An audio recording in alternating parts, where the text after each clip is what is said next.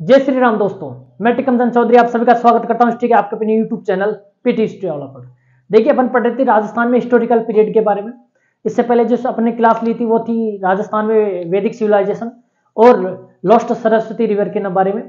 आज अपनी जो क्लास होगी वो होगी राजस्थान में महाजनपद काल, यानी राजस्थान में द्वितीय नगरीय क्रांति के समय यहाँ पर किस प्रकार की हलचल थी, किस प्रकार मनुष्य ने यहाँ पर उस समय विकास किया और यहाँ पर राजस्थान में कौन कौन से महाजनपद एग्जिस्ट किया करते थे, उनके बारे में आप चर्चा करेंगे।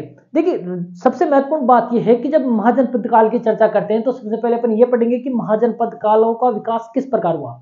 इस काल में जो जनपद हुआ करते थे उत्तर वैदिक काल में, वो आगे चलकर महाजनपद कैसे बन गए और इनकी संख्या 16 किन किन ग्रंथों से अपन को प्राप्त होती है, उन सब के बारे में चर्चा करेंगे। फिर चर्चा करेंगे कि राजस्थान में कौन कौन से महाजनपद हुआ करते थे।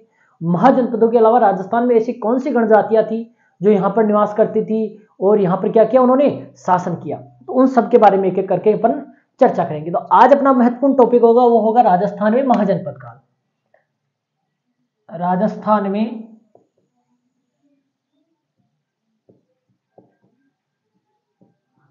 महाजनपद काल, अपना टॉपिक क्या होगा आज अपना, राजस्थान में महाजनपद काल। अब देखिए, जब अपन महाजनपद काल की चर्चा करते हैं तो महाजनपद काल का जो टाइम पीरियड है वो उत्तर वैदिक काल के बाद में है। इससे पहले अपन पढ़ा था कि उत्तर वैदिक काल कब से कब तक था। उत्तर वैदिक काल कब से कब तक था, तो 1000 ईसा पूर्व से 600 ईसा पूर्व तक का काल क्या कहलाता है, उत्तर वैदिक काल कहलाता है। यानी उत्तर वैदिक काल यानी 600 ईसा पूर्व के बाद में क्या हुआ, जो जनपद हुआ करते थे वो महाजनपदों में क्या हो गए, परिणित हो गए। यानी 600 महाजनपद काल कब से प्रारंभ हुआ, 600 ईसा पूर्व, ठीक है। 600 ईसा पूर्व के आसपास महाजनपदों का विकास दिखाई देने लगता है, ठीक है। अब देखो, जब हम महाजनपद की बात करते हैं तो देखो, पहले जो ये जनपद हुआ करते थे, कौन से जनपद। अब अपन ने कल ही पढ़ा है कि ऋग्वैदिक काल में जन हुआ करते थे, यानी कबीलों के रूप में लोग निवास करते थे। फिर वही कबीले क्या हो गए, एक स्थायी स्थान पर, एक निश्चित स्थान पर रुककर उन्होंने क्या किया, जनपद का विकास कर लिया, ठीक है। और यही जनपद आगे जाकर इस महाजनपद काल में क्या बन गए, महाजनपद बन गए। यानी जनपदों का विकास किस रूप में हुआ, यानी मैं ये कह सकता हूं कि एक तरह का एक सिस्टम था कि पहले जन हुआ, इसी जन का विकास किस रूप में हुआ, जनपद के रूप में हुआ। फिर यही जनपद किस में परिणत हो गया, महाजनपद में। तो देखो, महाजनपद कहने का कारण क्या था कि जो पहले केवल एक ग्रामीण इलाका या कुछ बस्ती के तौर पर निवास करते थे, उन्होंने क्या कर लिया, शहरों का निर्माण कर लिया। किसका निर्माण कर लिया, शहरों का निर्माण कर लिया। इस कारण उनको क्या कहा जाने लगा, महाजनपद कहा जाने लगा। तो ये एक तरह से क्रमिक विकास दिखाई देता है। क्या दिखाई देता है, क्रमिक विकास दिखाई देता है। ऋग्वैदिक काल में लोग जनों में विभक्त थे, यानी कबीले के तौर पर विभक्त थे, जो एक जगह पर नहीं रुकते थे, एक जगह से दूसरी जगह पर क्या करते थे, चारागाहों की खोज के लिए या अपने पशुओं के पालन के लिए क्या करते थे, एक स्थान से दूसरे स्थान पर ट्रेवल करते थे। यही जन बाद में जाकर फिर लोगों ने क्या किया, कृषि कार्य बड़े स्तर पर करना प्रारंभ कर दिया। लोहे का बड़े स्तर पर प्रयोग हुआ तो उन्होंने कृषि कार्य प्रारंभ किया। तो कृषि कार्य प्रारंभ कर दिया तो उन्होंने क्या कर दिया, एक जगह पर निवास करना प्रारंभ कर दिया। तो वो किस रूप में परिणत हो गए, जनपद के रूप में। और यही जनपद जब लोहे का बड़े स्तर पर प्रयोग और कृषि औजारों का बड़े इस्तेमाल करने के कारण क्या हुआ, यही जनपद किस रूप में परिणत हो गए, शहरों के रूप में ट्रांसफर हो गए। ये क्या कहलाए, महाजनपद कहलाए। यानी महाजनपद काल को मैं द्वितीय नगरीय क्रांति भी कह सकता हूं। क्या कह सकते हैं अपन, द्वितीय नगरीय क्रांति, ठीक है। अब बात आती है कि सर पहली नगरीय क्रांति कौन सी थी, तो पहली भारत की पहली नगरीय क्रांति थी आपकी इंडस वैली सिविलाइजेशन, जिसमें पहली बार शहरों का विकास दिखाई देता है, या शहर क्या करते थे, एग्जिस्ट किया करते थे उस समय। फिर द्वितीय बार, दूसरी बार फिर क्या हुआ, फिर नगर विकसित हुए भारत में, और वो किस नाम क्या कहलाए, द्वितीय नगरीय क्रांति कहलाए, जिनको अपन सामान्य तौर पर महाजनपद के काल में डिनोट करते हैं, ठीक है। अब देखो, यही महाजनपद काल, अब देखो जब महाजनपद काल की चर्चा करते हैं तो भारत में 16 महाजनपद हुआ करते थे। किसने, 16 महाजनपद। कितने महाजनपद हुआ करते थे, 16 महाजनपद हुआ करते थे। अब देखो, इन 16 महाजनपदों का उल्लेख कहां कहां है, तो मैं उल्लेख के तौर पर दो मोटे भागों में बांट सकता हूं। एक तो बौद्ध साहित्य में, यानी बौद्ध साहित्य में इनका उल्लेख है, और एक जैन साहित्य में इनका उल्लेख दिखाई देता है। इसके अलावा और भी है, तमिल ग्रंथ है शिल्पाधिकारम, ठीक है। इनमें भी जैसे आपका चुल्लनी देश नामक ग्रंथ में भी इनका उल्लेख हुआ है, ठीक है। तो सबसे मोटे तौर पर अपन इन दो वर्क के बारे में पढ़ेंगे जिनमें से प्रमाणिक स्रोत किसको माना जाता है, बौद्ध साहित्य को प्रमाणिक स्रोत पर माना जाता है। क्योंकि देखो 16 महाजनपदों को उल्लेख बौद्ध साहित्य में दिया गया है, जैन साहित्य में दिया गया है, लेकिन जो प्रमाणिक सूची मानी गई है वो बौद्ध साहित्य की मानी गई है, ठीक है। तो बौद्ध साहित्य को आपने पढ़ा होगा, बौद्ध साहित्य को 3 पिटकों में संकलित किया गया है, ठीक है। सुत्त पिटक, विनय पिटक और अभिधम पिटक। तो जो सुत्त पिटक है आपका, सुत्त पिटक, इस सुत्त पिटक का एक भाग है, ठीक है, जिसको अपन किस नाम से जानते हैं, अंगुत्तर निकाय।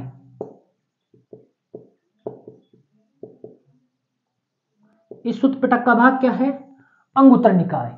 यानी सुत्त पिटक के अंगुत्तर निकाय में किसका उल्लेख है, 16 महाजनपदों का उल्लेख है। सुत्त पिटक के अंगुत्तर निकाय में कितने महाजनपदों का उल्लेख हुआ है, 16 महाजनपदों का उल्लेख हुआ है। और ये जो साहित्य है, बौद्ध साहित्य, वो किस भाषा में लिखा गया है, पाली भाषा में। किस भाषा में है बेटा जी, पाली भाषा में। ये महत्वपूर्ण चीज है। यानी बौद्ध साहित्य जो पाली भाषा में लिखा गया था, उस पाली भाषा के जो सुत्त पिटक है, उस सुत्त पिटक के अंगुत्तर निकाय में क्या दे रखा है, 16 महाजनपदों का उल्लेख दे रखा है। और इन्हीं 16 महाजनपदों की सूची क्या मानी जाती है, प्रमाणिक मानी जाती है। यानी आपसे क्वेश्चन कर लिया जाए कि कौन से साहित्य या कौन से ग्रंथ की 16 महाजनपदों की सूची प्रमाणिक मानी गई है, तो वो कौन सी है, सुत्त पिटक के अंगुत्तर निकाय की सूची। ठीक बात है। डायरेक्ट लोग यही पढ़ाते थे भाई अंगुत्तर निकाय में 16 महाजनपदों को लेकर। कई बार ये पूछ लिया अगर गलती से कि भाई सुत्त पिटक या अंगुत्तर निकाय ने देकर सुत्त पिटक ही दे दिया आपको, भाई बहुत 16 महाजनपदों का उल्लेख कहां है, तो सुत्त पिटक, तो आप तो कंफ्यूज हो जाओगे क्योंकि सुत्त पिटक का ही भाग ही है, क्योंकि सुत्त पिटक में भी है। ठीक है, तो एक तो ये है। इसके अलावा एक महावस्तु, एक बौद्ध ग्रंथ और है महावस्तु, उसमें भी 16 महाजनपदों के दे रखा है, उल्लेख दे रखा है। ठीक है, ये पहली पाली भाषा ग्रंथ है। अब देखो जैन साहित्य, जैन साहित्य किस में लिखा गया, प्राकृत भाषा में। किस भाषा में लिखा गया, प्राकृत भाषा में। अब इसके अंदर भगवती सूत्र, एक ग्रंथ है जैन साहित्य में भगवती सूत्र, उस भगवती सूत्र में क्या दे रखा है, 16 महाजनपदों का उल्लेख। क्या दे रखा है, 16 महाजनपदों का उल्लेख दे रखा है। यानी मैं अगर बात करता हूं कि 16 महाजनपदों का उल्लेख कहां दिखाई देता है, तो दो महत्वपूर्ण चीजें हैं, बौद्ध साहित्य और जैन साहित्य। बौद्ध साहित्य में, बौद्ध साहित्य को 3 भागों में बांटा गया है, सुत्त पिटक, विनय पिटक और अभिधम पिटक। सुत्त पिटक के जो अंगुत्तर निकाय है उसमें 16 महाजनपदों का उल्लेख मिलता है। ठीक है, जो कि किस भाषा में दिए हुए हैं, पाली भाषा में, क्योंकि ये जो बौद्ध साहित्य वो किस भाषा में लिखा गया, पाली साहित्य भाषा में। जैन साहित्य किस में लिखा गया, प्राकृत भाषा में। ठीक है, और इसके अलावा और एक बौद्ध ग्रंथ है जिसको महावस्तु कहा जाता है, उसमें भी 16 महाजनपदों का उल्लेख मिलता है। जैन साहित्य जो प्राकृत भाषा में लिखा गया उसमें कौन सा ग्रंथ है जिसमें 16 महाजनपदों का उल्लेख हुआ है, तो वो है आपका भगवती सूत्र, जिसमें 16 महाजनपदों का उल्लेख हुआ है। इसके अलावा एक तमिल ग्रंथ शिल्पाधिकारम,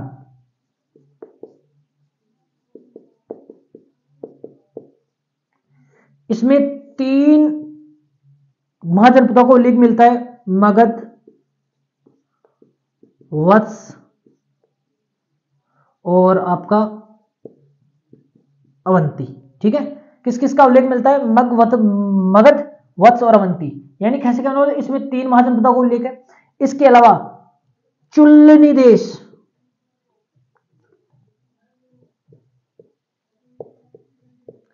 इसमें भी 16 महाजनपदों का उल्लेख हुआ है। ठीक है, ये कुछ साहित्य है, कुछ ग्रंथ है जिनमें अपन 16 महाजनपदों का जिक्र देखते हैं। यानी अपन ये कह सकते हैं कि महात्मा गौतम बुद्ध के जन्म से पहले ही महाजनपदों का विकास दिखाई देने लग गया था, क्योंकि महात्मा बुद्ध का जन्म ही शाक्यगण में हुआ था, तो कुछ गणीय कबीले भी हुआ करते थे। ठीक है, एक बार स्क्रीनशॉट लो तो कि आगे चले, इन जनपदों के बारे में अपन और आगे डिटेल से देखें।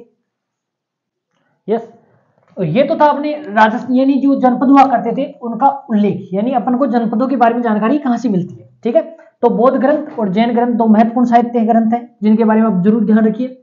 इसके अलावा जो तमिल ग्रंथ है शिल्पाधिकारम में, उसमें भी 3 महाजनपदों का उल्लेख हुआ है। इसके अलावा आपका चुल्लनी देश में हुआ है। ठीक है, इन जो साहित्य इनका जरूर ध्यान रखिए क्योंकि इन्हीं के आधार पर अपन महाजनपदों के काल के बारे में पढ़ते हैं। ठीक है, अब बात करते हैं जब हम महाजनपद काल पढ़ रहे हैं तो जो 16 महाजनपद हुआ करते थे, उन 16 महाजनपदों को अपन 2 भागों में बांट सकते हैं। कितने भागों में? 2 भागों में, यानी जिनमें राजतंत्र मौजूद था तो राजतंत्र वाले महाजनपद, और जिनमें गण या संघ, जिनको गणतंत्र या संघ कहा करते थे वो मौजूद थे। ठीक है, गण या संघ ऐसे लिख सकता हूं, गणतंत्रात्मक, एक सेकंड, गणतंत्रात्मक।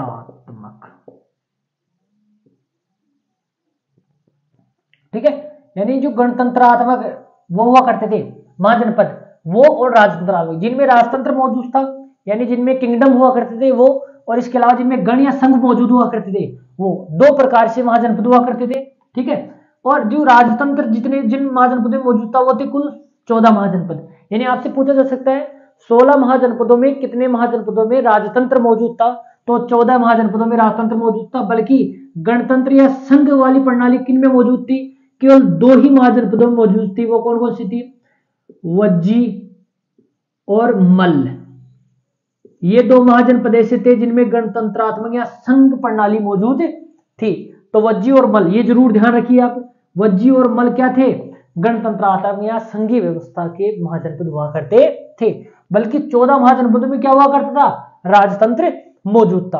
अब देखिए, अपन को इनके बारे में नहीं पढ़ना है, अपन को पढ़ना है राजस्थान में कौन से महाजनपद एग्जिस्ट किया करते थे या कौन से महाजनपद राजस्थान में हुआ करते थे। तो देखिए, राजस्थान में जो जनपद हुआ करते थे वो राजतंत्रात्मक ही थे। कौन कौन से थे? राजस्थान में 3 महाजनपद हुआ करते थे। एक तो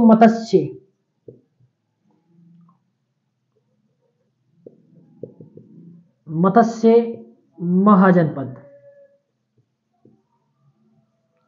एक था आपका कुरु महाजनपद, एक था आपका सुरसेन महाजनपद।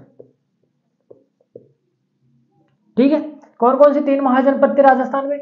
मत्स्य, कुरु और सुरसेन। इसके अलावा राजस्थान में गण जातियां हुआ करती थी। क्या हुआ करती थी? गण जातियां हुआ करती थी, जो कि क्या थी? जब सिकंदर ने भारत पर आक्रमण किया तो पश्चिमी सिंध और उसके आसपास के क्षेत्रों में जो गणजातियां निवास करती थी, पंजाब वाले और सिंध वाले इलाकों में, वो गणजातियां सिकंदर के आक्रमण के कारण वहां से चलकर कहां गई? राजस्थान की तरफ आ गई। तो वो गणजातियां अलग हैं। कई बार जैसे पढ़ाते योद्धे महाजनपद, तो योद्धे महाजनपद कहां हुआ करता था? योद्धे महाजनपद का तो उल्लेख ही नहीं है। तो अक्सर विद्वान यही पढ़ाते रहे, योद्धे महाजनपद हो गया, सिवी महाजनपद हो गया। सिवी महाजनपद है ही नहीं, वो गणजातियां हैं जो सिकंदर के आक्रमण के कारण इधर आ गई थी। वो तो 325-26 ईसा पूर्व के बाद की बात है, और यहां पर अपन बात कर रहे हैं 600 ईसा पूर्व के आसपास की बात। ठीक है, तो ये आप अंतर जरूर समझिए कि गणजातियां क्या है और महाजनपद क्या है। अक्सर लोग महाजनपद लिखते हैं, सिवी महाजनपद, योद्धे महाजनपद। अरे योद्धे महाजनपद था ही नहीं तो कहां से आएगा।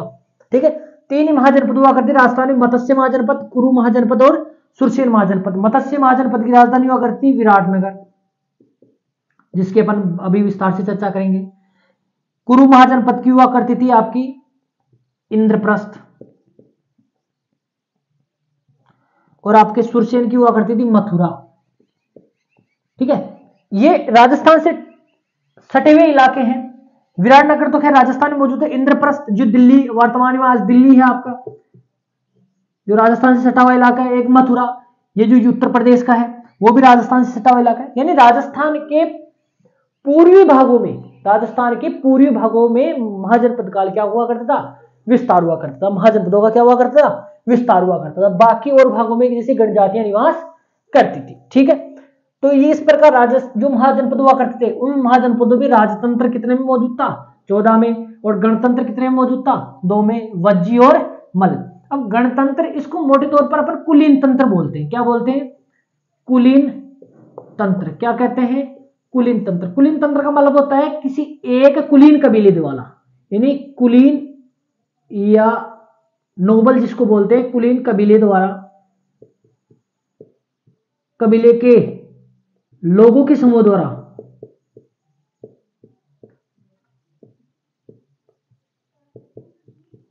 शासन, यानी किसी एक कुलीन या उच्च कबीले के लोगों के समूह द्वारा जो शासन किया जाता था वो कैसा, किन राज्यों में था, वज्जी और मल में थे। इनको जो गणतंत्र, वर्तमान में गणतंत्र की तरह नहीं था, क्योंकि वर्तमान का जो गणतंत्र है उसमें अलग अलग समुदायों के अलग अलग चुने हुए प्रतिनिधि आते हैं, लेकिन यहां पर ऐसा नहीं था। यहां पर किसी नोएल या कुलीन वर्ग या उच्च वर्ग के लोगों का समूह मिलकर क्या करता था, उस क्षेत्र पर शासन किया करता था। ठीक है, जैसे वज्जी हो गया, मल हो गया, इनमें। ठीक है, इसलिए अपन को उनको गणतंत्र तो मैंने ऐसे लिखा है कि अपन समझ सके, वास्तव में वो कहते कुलीन तंत्र थे, जिनको अपन संघ कह सकते हैं। क्या कह सकते हैं, संघ कह सकते हैं। ठीक है, जैसे आपका महावीर स्वामी का जन्म भी संघ या उसमें हुआ, गणतंत्र वाले वज्जी और मल, और उसी प्रकार महात्मा गौतम बुद्ध का भी शाक्य गण में जन्म हुआ था। तो गण या संघ, गण या संघ जिनको बोलते हैं अपन। ठीक है, तो गण या संघ मौजूद हुआ करते थे। ठीक है, एक बार स्क्रीनशॉट लो। अब बात करते हैं अपन मत्स्य महाजनपद की। पहला जनपद, महाजनपद होगा अपना मत्स्य महाजनपद। अब देखेंगे अपन राजस्थान में मत्स्य जनपद के बारे में। ठीक है, बड़ा अच्छी डिटेल से पढ़ेंगे कि मत्स्य जनपद उसमें महाजनपदों में प्रसिद्ध हुआ करता था। ठीक है, और इसकी राजधानी क्या हुआ करती थी, कौन सी नदियां इस क्षेत्र में बहा करती थी, उन सब के बारे में। तो अपना पहला जनपद होगा मत्स्य महाजनपद। ठीक है, अब मत्स्य महाजनपद सबसे पहले बात करते हैं अपन किस क्षेत्र में ये विस्तृत था। जब अपन क्षेत्र की बात करते हैं तो सबसे पहले ये राजस्थान के पूर्वी भागों में, पूर्वी भागों में कहां पर, जयपुर, अलवर,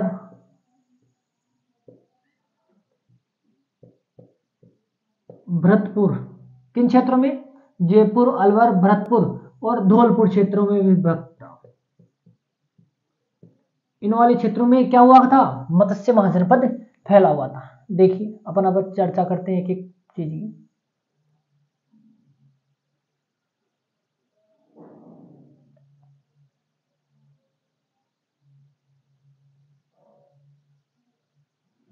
जब अपन राजस्थान की चर्चा करते हैं तो मत्स्य महाजनपद कहां एग्जिस्ट किया करता था, तो अपन मत्स्य जनपद की बात करते हैं तो मत्स्य जनपद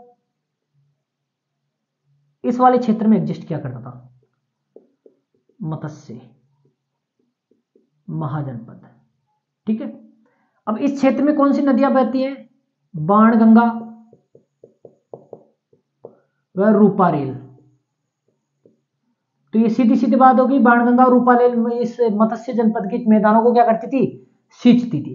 ठीक है, तो इस क्षेत्र में नदियां कौन सी बहा करती थी, आपसे पूछ लिए मत्स्य महाजनपद में कौन सी नदियां उसके मैदानों को सींचती थी, तो बाणगंगा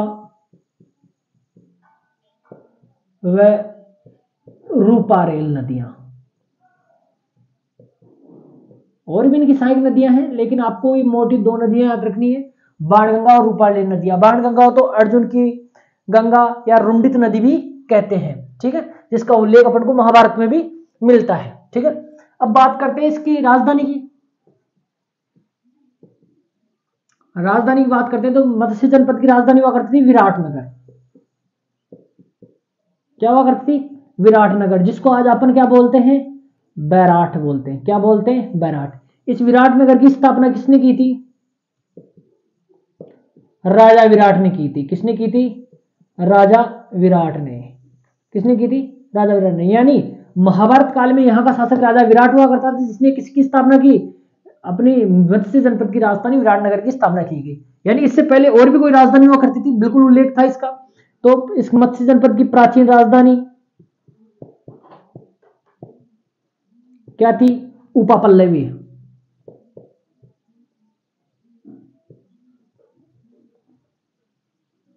क्या थी, उपापल्लवी राजधानी हुआ करती थी। अब देखिए, जब क्षेत्र का अपन को पता चल गया भाई, मत्स्य जनपद जयपुर, अलवर, भरतपुर और धौलपुर के क्षेत्रों में फैला हुआ था। नदियां कौन कौन सी थी आपकी, बाणगंगा, रूपारेल नदियां। राजधानी कौन सी हुआ करती इसकी? विराटनगर या बैराट, ठीक है, जिसकी स्थापना किसने की थी? राजा विराट ने की थी। इसी राजा विराट के यहाँ पर दरबार में 5 पांडवों ने क्या किया था? अपने अज्ञातवास का कुछ समय यहाँ पर बिताया था। और अर्जुन ने फिर राजा विराट की पुत्री उत्तरा को क्या दी? नृत्य की शिक्षा दी, ठीक है, जिसके बाद में बाकर इसी उत्तरा का विवाह राजा अर्जुन के पुत्र अभिमन्यु से हुआ, जिससे परीक्षित नामक पुत्र का जन्म हुआ, ठीक है। अब देखो प्राचीन राजधानी उपपल्लव का उल्लेख है, ठीक है। अब जब अपन मत्स्य जनपद की बात करते हैं तो इसका उल्लेख कहां कहां मिला अपन को, ठीक है। तो मत्स्य जाति के रूप में, मत्स्य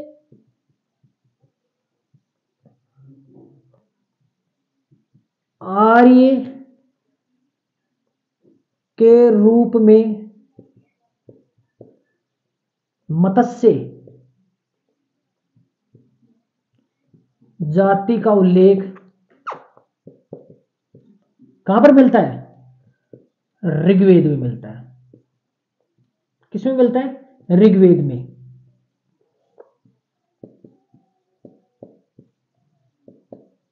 आर्य के रूप में मत्स्य जाति का उल्लेख कहां मिलता है अपन को?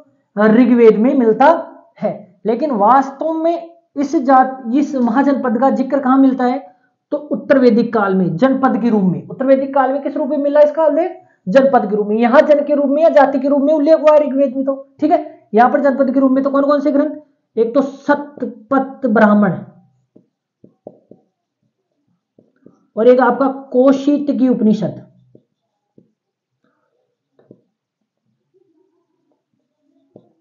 कौशिक उपनिषद। इन दोनों ग्रंथों में किस रूप में? मत्स्य जन के रूप में उल्लेख, यानी मत्स्य जन का उल्लेख मिला है। किस किस में? शतपथ ब्राह्मण और कौशिक की उपनिषद में, ठीक है। महाभारत काल में जाकर, महाभारत में मत्स्य जनपद का उल्लेख स्पष्ट रूप से मिलता है।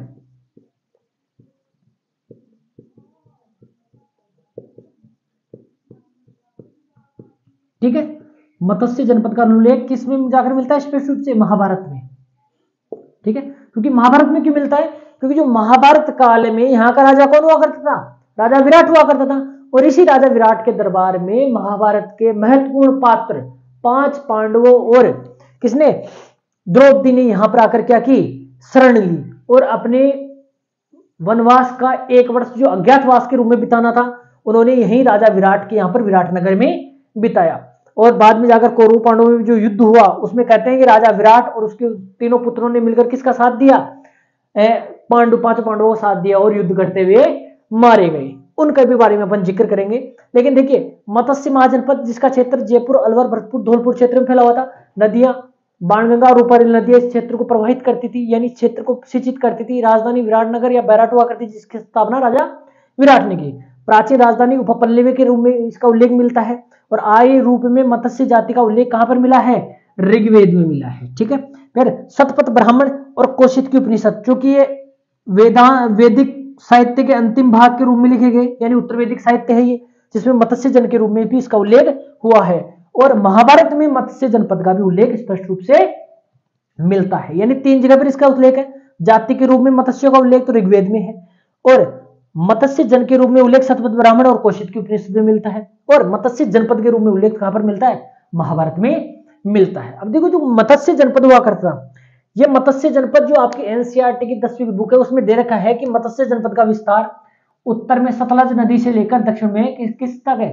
आपकी जो चंबल नदी है वहां तक फैला हुआ था। यानी ये वाला क्षेत्र किसके क्षेत्र के अंतर्गत आता था? मत्स्य जनपद के अंतर्गत आता था। लेकिन अपन मोटे तौर पर यह मानते हैं कि इसका मुख्य विस्तार एरिया क्या था? जयपुर, अलवर, भरतपुर और धौलपुर था। क्योंकि ये ध्यान रखना कि हो सकता है एनसीईआरटी वाला दे दे आपको, तो ये जरूर ध्यान रखना, सतलज नदी से लेकर कहां तक है? आपकी चंबल नदी तक का क्षेत्र क्या कहलाता था? मत्स्य जनपद कहलाता था। क्योंकि पता है सतलज नदी राजस्थान के उत्तरी भाग से होकर बहती है और ये नीचे चंबल नदी यहां बहती है। तो ये वाला भाग जो मैंने बोल रहा हूं ना, पूर्वी राजस्थान, उसमें क्या हुआ करता था? इस मत्स्य जनपद का विस्तार हुआ करता था। अब आप एक बार स्क्रीनशॉट लो ताकि आगे चले। देखिए अब अपन देखते हैं कि जो मत्स्य महाजनपद था वो महाभारत काल में यहाँ पर क्या क्या हलचल हुई उनके बारे में देखते हैं। तो महाभारत में चूंकि आपको पता है कि पांडवों ने अपने अज्ञातवास का 1 वर्ष राजा विराट के यहीं पर दरबार में बिताया, ठीक है, तो उसके बारे में अपन चर्चा करते हैं। तो देखो पांडवों ने महाभारत काल में, पूरा लिखता हूं मैं, महाभारत काल में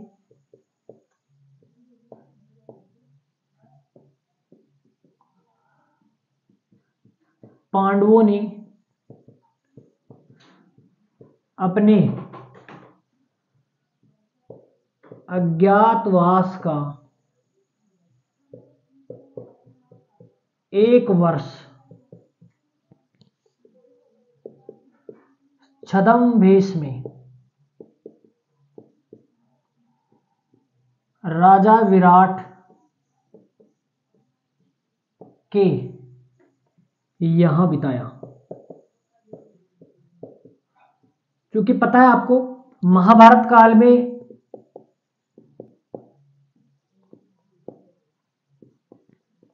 मत्स्य जनपद का राजा कौन हुआ करता था? राजा विराट हुआ करता था। इसी राजा विराट ने क्या किया? मत्स्य जनपद की राजधानी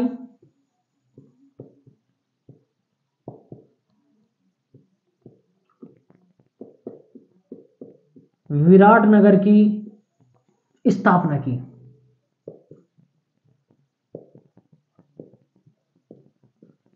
उसे अपनी राजधानी बनाया।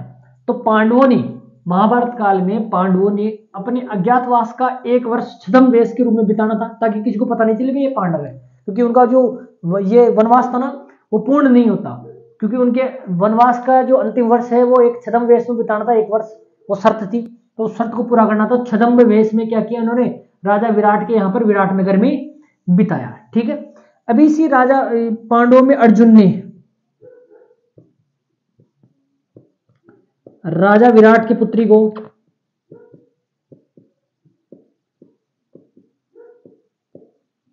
कौन थी? उत्तरा। राजा विराट की पुत्री उत्तरा को नृत्य की शिक्षा दी। इसी टाइम पीरियड में इन्होंने क्या किया? राजा विराट की पुत्री को नृत्य की शिक्षा दी, ठीक है। इसी उत्तरा का विवाह है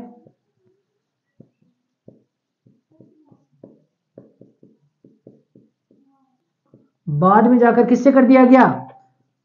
अर्जुन के पुत्र अभिमन्यु से कर दिया गया। अभिमन्यु चक्रव्यूह में फंस जाता है, मर जाता है, तो अभिमन्यु से किया। जब महाभारत का युद्ध हुआ तो अभिमन्यु चक्रव्यूह में फंसकर मर जाता है, और अभिमन्यु के मरने के बाद में उत्तरा के एक पुत्र जन्म लेता है, जिसका नाम क्या रहता है? परीक्षित। कौन जन्म लेता है? परीक्षित रहता है, जो पांडवों का उत्तराधिकारी होता है। पांडवों के बाद में पांडवों का उत्तराधिकारी क्या होता है? पांडवों का क्या बनता है? उत्तराधिकारी बनता है। कौन? परीक्षित। राजा विराट भी कौन? राजा विराट भी, विराट क्या करता है? पांडवों का साथ देता है और अपने 3 पुत्र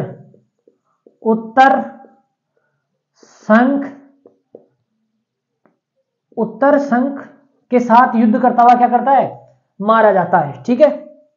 उत्तर शंख और श्वेत, इन 3 पुत्रों के साथ राजा विराट पांडवों का साथ देते हुए कौरवों के विरुद्ध युद्ध में क्या हो जाता है? मारा जाता है, ठीक बात है।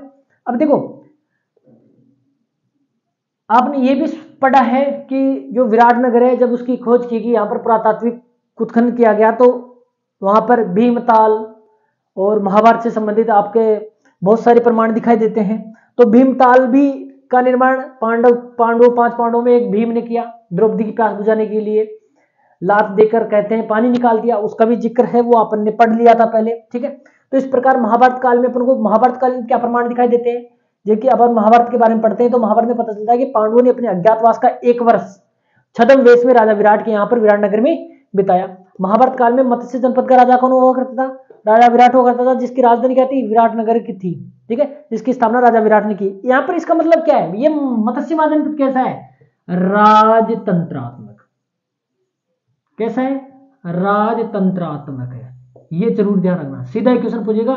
मत्स्य जनपद था राजतंत्रात्मक, गणतंत्रात्मक, गणतांत्रिक जाति वगैरह वगैरह कुछ भी, तो क्या था? राजतंत्रात्मक था, क्योंकि यहाँ पर कौन था? राजा विराट था, राजा विराट के अधीन शासन था। अर्जुन ने, पांडवों ने अपने अज्ञातवास का 1 वर्ष कहां बिताया था? तो विराटनगर में बिताया। और उत्तरा, विराट की पुत्री उत्तरा को नृत्य की शिक्षा दी। किसने? अर्जुन ने। कहते हैं कि कथक शैली का विकास यहीं से दिखाई देता है। कथक शैली का विकास कहां से प्रारंभ होता है? मत्स्य क्षेत्र से प्रारंभ होता है। कहते हैं यहाँ का एक मिहिर नामक व्यक्ति ने क्या किया? कथक शैली का विकास किया, जो आगे जाकर राजस्थान की एक मुख्य शैली, नृत्य शैली विकसित हुई। ठीक है, जो राजस्थान का एक शास्त्रीय नृत्य बन गया। ठीक है, इसी उत्तरा का विवाह अर्जुन के पुत्र अभिमन्यु से हुआ, जिसको परीक्षित नामक पुत्र का जन्म हुआ। और ये परीक्षित कब हुआ? जब अभिमन्यु चक्री में फंसकर मर जाता है, उसके बाद में इस परीक्षित का जन्म होता है। परीक्षित पांडवों का उत्तराधिकारी बनता है। ठीक है, अब देखिए बाकी जो क्लास होगी अपन अगली क्लास में लेंगे। तब तक के लिए आप अच्छे से पढ़िए। जय श्री राम, खंबा बनी।